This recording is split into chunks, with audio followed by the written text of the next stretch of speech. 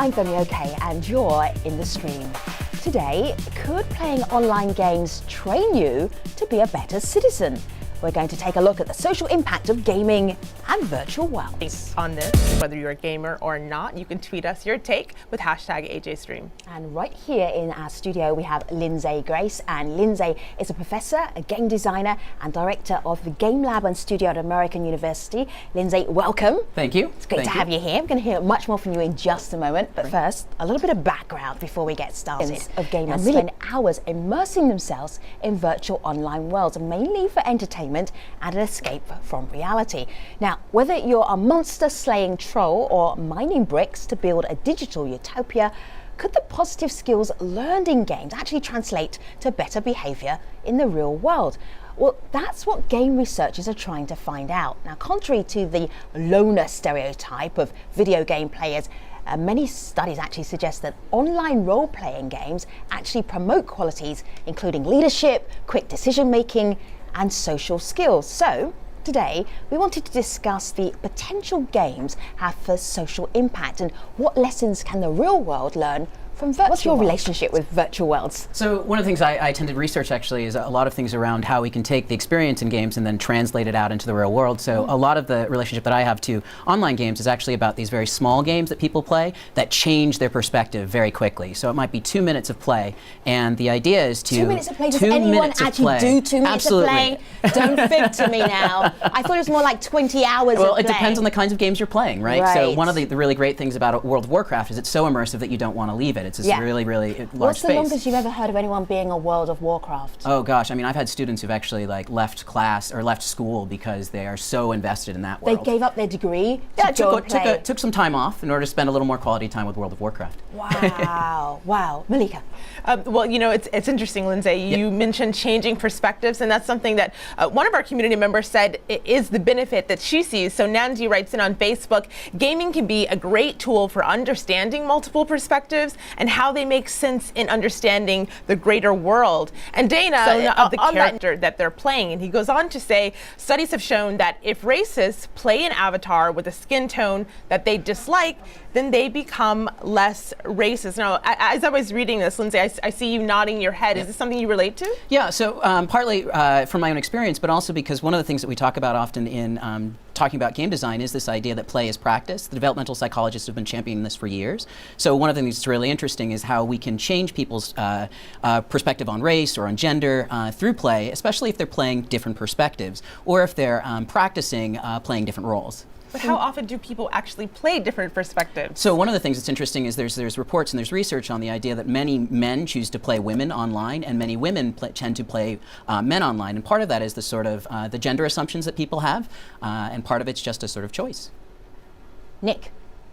Are there steps we can take to lessen the problems with that? And one of the other things I think is interesting is that games tend to amplify. So we play superhumans. We are exaggerated versions of ourselves. We get to do things we wouldn't normally get to do. And one of the things that's interesting about it is I think we also get this opportunity, or we translate that opportunity into something we do outside the game world. So there's really this idea of game space, which extends during the experience of a game, and then the way we carry that stuff out into the real world. Ah, see, this could be the good thing, but also could be the bad thing. I always go for the good thing. Can't help myself. Yeah. Right. If I can interject, one of the things that I benefit from.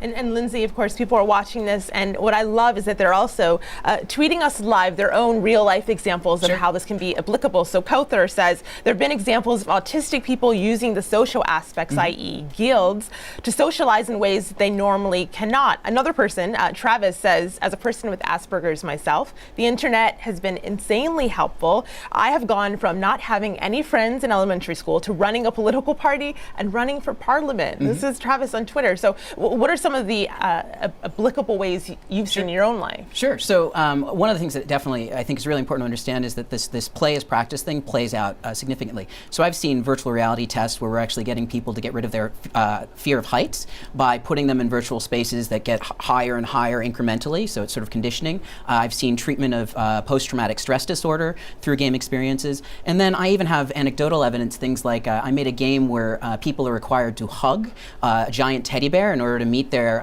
objectives in the game. And so people have said, this sort of makes me more comfortable with affection. It makes me more comfortable with using that as a method for resolution. So there's a lot of and growing stacks of evidence that this approach really does work. And it's about the fact that play is really good as a laboratory, as a place to explore, which is, I think, part of the reason that people who may not feel like leaders start to become leaders in World of Warcraft, or start to become more team-oriented, because they can play with the borders and start to really understand what it means to lead in a way that doesn't cost them nearly as much as reality does. If they screw up in reality, they feel like they carry it with them. You screw up in World of Warcraft, there's sort of a reset button.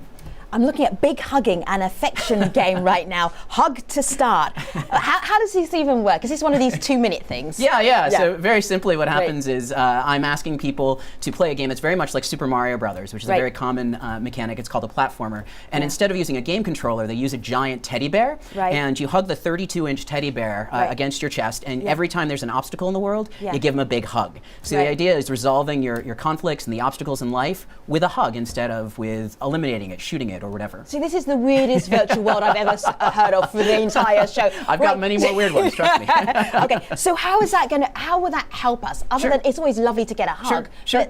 But if you want to do a shoot 'em up and you want to have an adventure and all of that stuff, hugging. Yeah, so one of the things that happens that I think people, as you learn more about games, you understand is games aren't really about choices. When we talk about the game designs, we're not actually talking about choices, we're talking about problems. So when you're solving problems in games, you're using what we call game verbs. So a game verb in a first-person shooter is shoot, run, jump, right? But one of the things that's really interesting is there's this, the English language is a very rich language with lots of verbs, and there are lots of other ways to solve problems, and World of Warcraft, being as rich as it is, requires us to solve problems more than just sort of killing things, right? We work in teams, we aggregate, we organize, etc. And complicated first-person shooters do the same thing. It's not simply there's an obstacle and I shoot it. This isn't the days of Castle Wolfenstein or Wolfenstein 3D, which is a really old first-person shooter that was very simple. Modern games are much more complicated and require more verbs, more actions, more solutions to the problem, and more creativity, which is why people talk about, you mentioned Minecraft, for example, why they talk about examples like Minecraft, because they really do allow us to do things we can't do in the real world, feel great about ourselves while we do them, and we translate that into feeling good later. The same way I watch a football game and go, wow,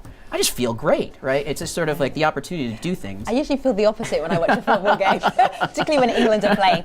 Okay, Dana, as